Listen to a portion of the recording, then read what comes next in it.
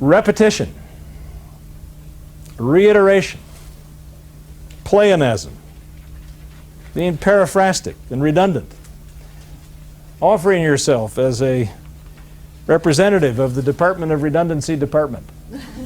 It's good. Why is it good? Because for the same reason that you want to be simple and clear. Because you're dealing in an oral medium. It's not a written medium. The way you can signpost your argument, the way you can keep people in the framework of your argument is to repeat yourself.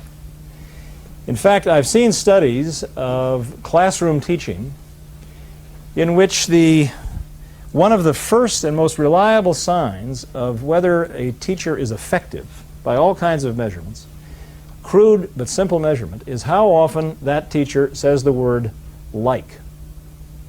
And I don't mean the way they say it down in the valley, but an effective teacher will say, this situation is like Aristotle's argument in the Poetics, or it's like Boethius's argument, or it's like John Rawls' argument. An effective teacher will repeat the basic point in several different registers and pitches with several different references. The point is essentially the same. That repetition enhances the oral form of the presentation. It also does something else. It acknowledges that out there in your audience are people with a lot of different cognitive channels.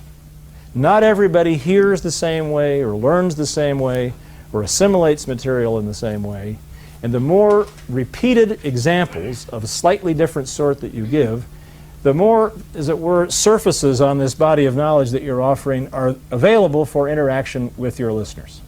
The chances are you will reach more people out there if you acknowledge that they learn differently and hear you differently. So repetition, redundancy is a good thing in an oral presentation. It's deadly in print. It's another one of these rules of presentation that doesn't translate from the print to the oral medium easily. But in the spoken medium, I think it is perfectly appropriate to say things over and over again and to say them differently.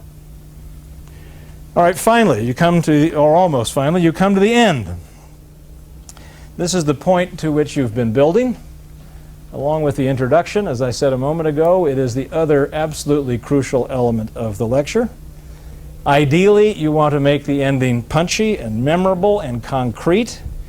You want to be sure you've played that accordion that you've equipped yourself with sufficiently well, that you've left yourself time enough at the end to actually execute the conclusion of the lecture.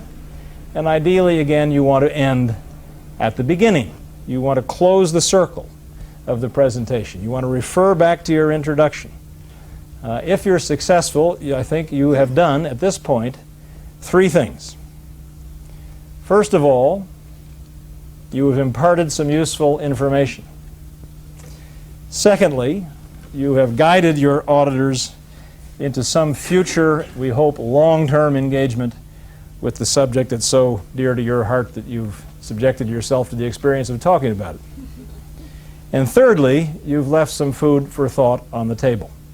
You haven't presented such a completely closed circle of knowledge and data that there is no purchase on it other than simply to ingest it.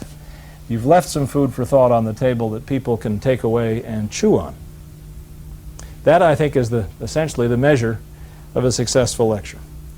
Finally, D, done, exclamation point. When you're done, you're done.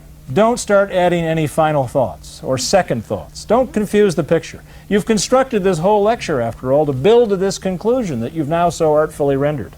When you're done, say a prayer of thanks and quit.